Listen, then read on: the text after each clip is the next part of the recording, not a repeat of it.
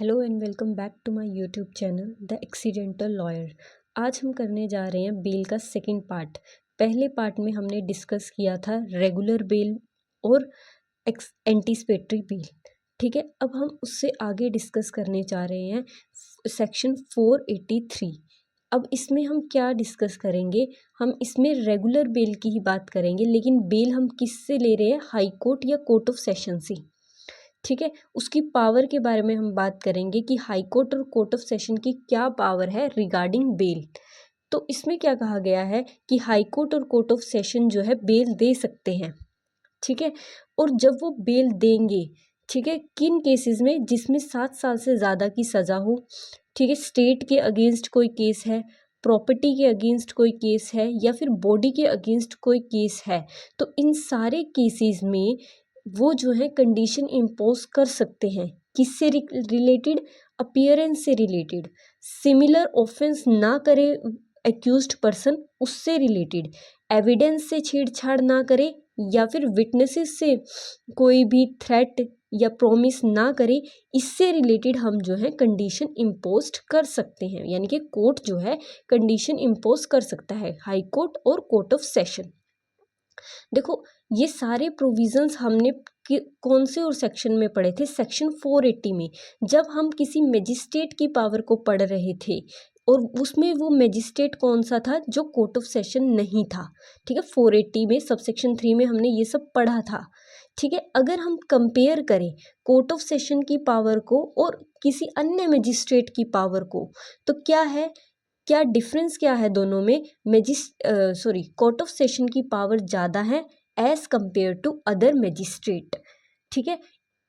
उसमें क्या था, 480 में क्या था, काफ़ी सारी लिमिटेशन लगाई हुई थी मजिस्ट्रेट के ऊपर। जैसे देखो, ये सेक्शन 480 है, इसमें मजिस्ट्रेट के ऊपर जो है काफ़ी सारी लिमिटेशन लगाई हुई हैं। जैसे इन केसेस में जो, जिसमें इम्प्रिजनमेंट जो है डेथ है, या लाइफ इम्प्रिजनमेंट है, या कोई कॉग्निजेबल ऑफेंस है, और उसकी जो है, जो एक्यूज है उस केस में, उसके ऊपर जो है वो जो है प्रीवियसली कन्विक्ट था इन ऑफेंसेस में, तो इस स्थिति में जो है मजिस्ट्रेट बेल नहीं दे सकता। तो इस तरह की कोई भी कंडीशन जो है कोर्ट ऑफ सेशन पर नहीं लगाई गई है। ठीक है, तो इससे हम क्या कह सकते हैं कि कोर्ट ऑफ सेशन की जो पावर है, ठीक है, विद रिस्पेक्ट टू बेल, वो वाइडर है as compare to the other magistrate. ठीक है,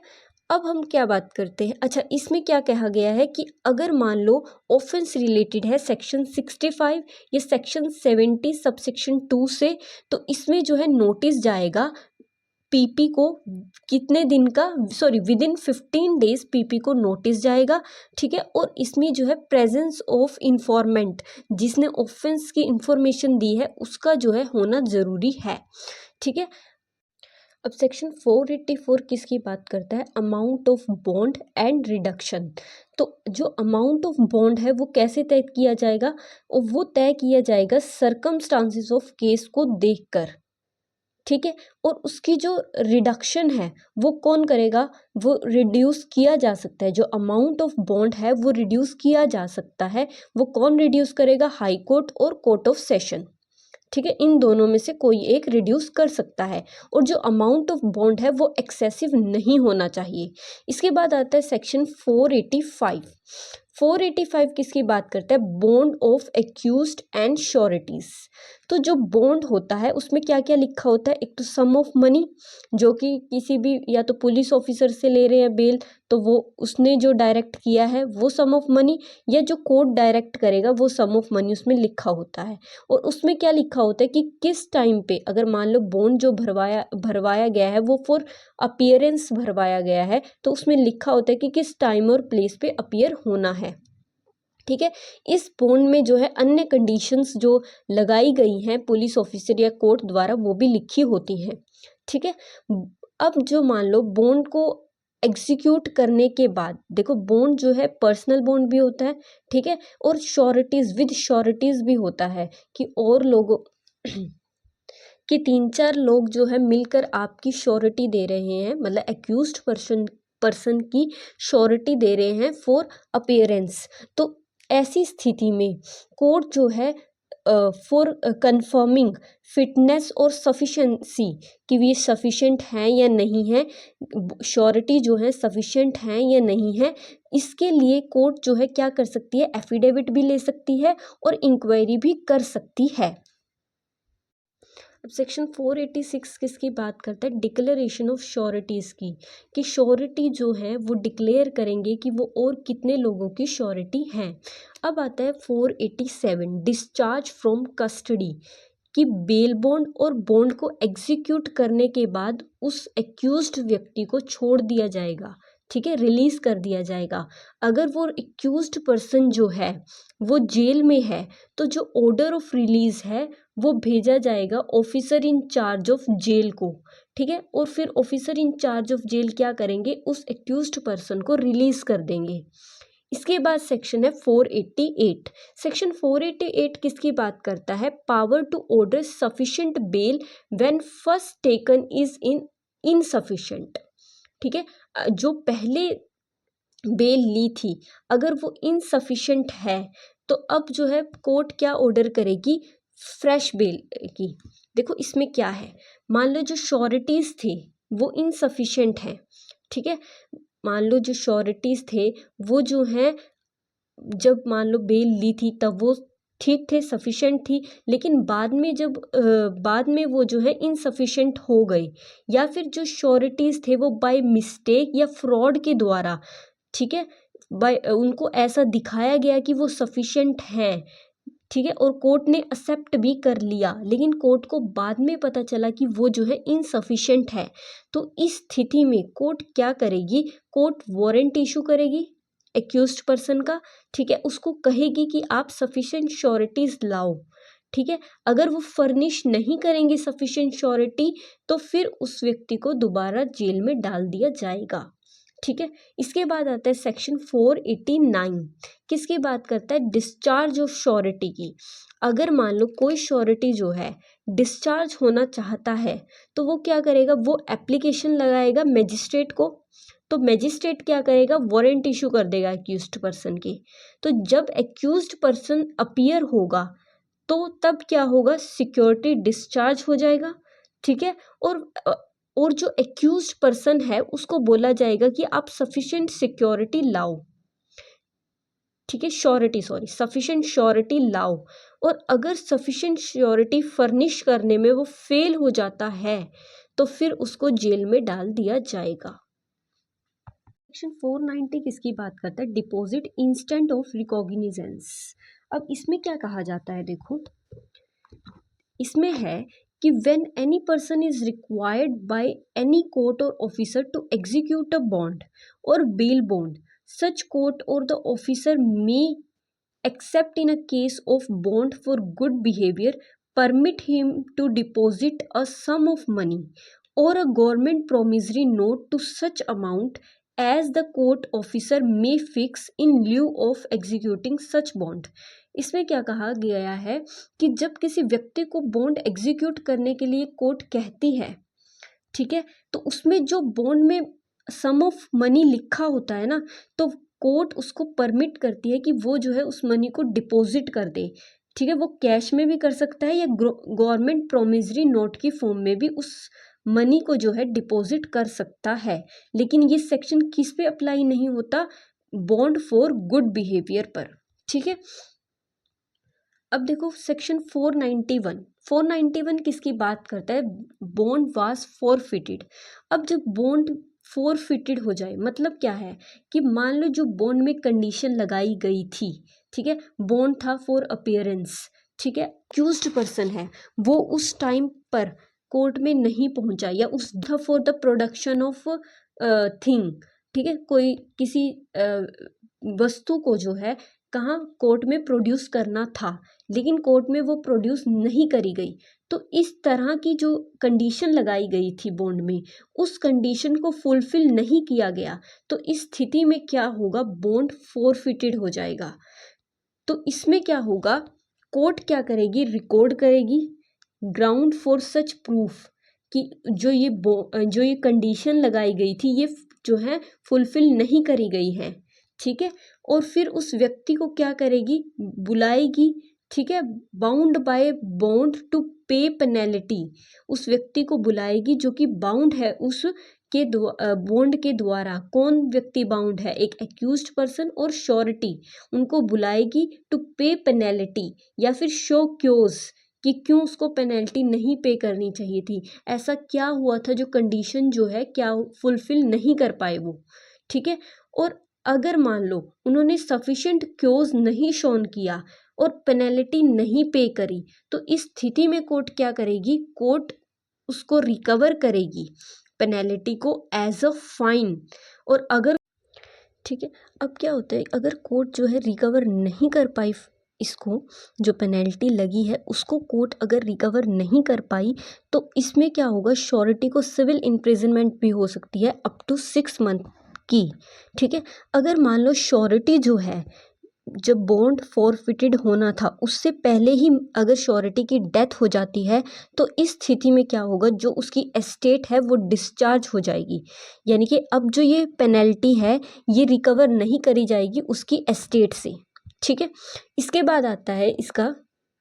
तो सबसेक्शन 5 क्या कहता है कि अगर मान लो इन सारे सेक्शंस में सेक्शन 125, सेक्शन 136, सेक्शन 401 और सेक्शन 494, इन सारे सेक्शंस में अगर बॉन्ड भरवाया हुआ है कोर्ट ने, ठीक है, तो अगर जो बॉन्ड में कंडीशन लिखी हुई हैं उसका ब्रीच किया इन्होंने, मतलब कि मान लो जो है सेक्शन 125 में कीपिंग पीस ऑन कन्विक्शन का बॉन्ड भरवाया हुआ है, मतलब कि उसको जो है कन्विक्शन के बाद जो है सिमिलर ऑफेंस नहीं करना। ठीक है, उसने उसके बावजूद भी जो कंडीशन लिखी हुई है ना बॉन्ड में, उसके बावजूद भी सिमिलर ऑफेंस किया,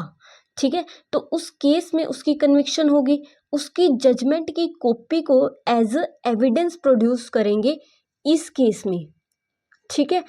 अगेंस्ट श्योरिटी। ठीक है, और जब जजमेंट की कॉपी को प्रोड्यूस करेंगे तो उस केस में कोर्ट क्या प्रिज्यूम करके चलेगा कि offence was committed by him. ठीक है, इसको हम एक बार अच्छी तरह से देखते हैं क्या दिया हुआ है कि where any person who has furnished security under section 125, section 136 और section 401 is convicted for an offence the commission of which constitute a breach of the condition of his bond. मतलब कि इन तीनों सेक्शंस के अंडर जब उसकी conviction हुई थी उसके बाद जो है बॉन्ड भरवा लिया गया था, ठीक है, उसमें कुछ कंडीशन लिखी हुई है, उसने जो उस कंडीशन जो उस बॉन्ड में लिखी हुई है उसका ब्रीच किया, ठीक है, और of a bond executed in lieu of his bond under section 494, तो a certified copy of the judgement of the court by which he was convicted of such offence, यानी कि जो उसने कंडीशन ब्रीच करी, मान लो 125 सेक्शन में उससे bond भरवाया गया कि वो सिमिलर ऑफेंस नहीं करेगा, उसने फिर वो सिमिलर ऑफेंस किया, उस ऑफेंस में उसकी कन्विक्शन हो गई, तो he was convicted of such offence may be used as a evidence, तो उसकी जो जजमेंट होगी ना, ठीक है, उसको यूज किया जाएगा as a evidence against his surety, and if such certified copy so used the court shall presume that such offence was committed by him unless contrary is proved. तो मतलब अगर जजमेंट की कॉपी दी जाएगी तो उस case में court क्या शैल presume करेगी कि उस व्यक्ति ने वो ऑफेंस कमिट किया है। ठीक है, देखो अब 492 में किसकी बात होती है? Cancellation of bond and bail bond की। इसमें क्या है कि अगर बॉन्ड भरवाया गया फॉर अपीयरेंस, ठीक है, इसमें क्या कहा गया, मान लो किसी से बॉन्ड भरवाया गया कि आपको पर्टिकुलर टाइम और प्लेस पर पहुंचना है, ठीक है, और वो व्यक्ति उस पर्टिकुलर टाइम और प्लेस पर नहीं पहुंचता, तो उससे क्या होगा कि वो बॉन्ड जो है फॉरफिटेड हो जाएगा। तो इस स्थिति में क्या होगा, अब फॉरफिटेड तो 491 में भी लिखा हुआ है, ठीक है, तो ये वाला सेक्शन जो है उसके एडिशंस में है, ठीक है, कि अगर बॉन्ड भरवाया गया फॉर अपीयरेंस और वो बॉन्ड जो है फॉरफिटेड हो गया, तो उस स्थिति में जो पुराना बॉन्ड होगा वो कैंसिल हो जाएगा और साथ के साथ उस व्यक्ति को दोबारा रिलीज नहीं किया जाएगा ऑन बॉन्ड पर, मतलब पर्सनल बॉन्ड पर उसको रिलीज नहीं किया जाएगा। अगर पुलिस ऑफिसर या कोर्ट को लगता है कि जो रीज़न उसने दिए हैं कि वो क्यों नहीं अपीयर हुआ वो सफिशेंट नहीं है, ठीक है, तो इस स्थिति में जब बॉन्ड फॉरफिटेड हो जाएगा, इसके बाद जो है फ्रेश जो है बेल बॉन्ड एग्जीक्यूट करना होगा, ठीक है। अच्छा, एक बात और याद रखना कि ये कब जो है 491 के एडिशन में चलेगा, सिर्फ अपीयरेंस के केस में, ठीक है। अब देखो सेक्शन 493 किसकी बात करता है, procedure in case of insolvency और डेथ ऑफ श्योरिटी, कि अगर श्योरिटी की डेथ हो जाए या वो इंसॉल्वेंट हो जाए या फिर बॉन्ड जो है फॉरफिटेड हो जाए, तो इन तीनों स्थिति में क्या होगा, फ्रेश सिक्योरिटी फर्निश करनी होगी, ठीक है। अब इसके बाद आता है सेक्शन 494, इस बॉन्ड रिक्वायर्ड फ्रॉम चाइल्ड। अब ये सेक्शन कैसे है, देखो, when the person required by any court or officer to execute a bond is child, such court or officer may accept it in lieu thereof a bond executed by surety or sureties only। देखो कहा क्या गया है कि जब bond execute करवाना हो minor से, ठीक है, तो जब बॉन्ड एग्जीक्यूट करवाना हो माइनर से, तो माइनर तो अब एग्जीक्यूट नहीं कर सकता बॉन्ड, तो उसके प्लेस पर जो श्योरिटीज है वो एग्जीक्यूट करेंगे बॉन्ड, ठीक है। मान लो कोई चाइल्ड है, वो एक्यूज है, ठीक है, उसको बेल मिल गई है, तो अब बॉन्ड एग्जीक्यूट करना पड़ेगा, तो जो बॉन्ड एग्जीक्यूट करना पड़ेगा मतलब साइन जो करने पड़ेंगे वो चाइल्ड के साइन नहीं चलेंगे, श्योरिटीज हैं उनके साइन जो है करके बॉन्ड एग्जीक्यूट हो जाएगा। सेक्शन 495 किसकी बात करता है, अपील की। अपील मतलब जो 491 में सेक्शन था उसकी अपील कहाँ जाएगी, तो अगर मजिस्ट्रेट का ऑर्डर है, ठीक है, किसका, फॉरफिटेड का, तो अगर मजिस्ट्रेट का ऑर्डर है तो उसकी अपील कहाँ जाएगी, कोर्ट ऑफ सेशन में, और अगर कोर्ट ऑफ सेशन का ऑर्डर है तो उसकी अपील जाएगी to which the appeal lies from the court order, यानी कि इस कोर्ट के ऑर्डर से जहाँ पर अपील लाई करती है उसी फोरम पर इसकी अपील जाएगी सेक्शन 491 की। अब देखो सेक्शन क्या है 496, power to direct levy of amount due on certain recognizance. इसमें क्या है,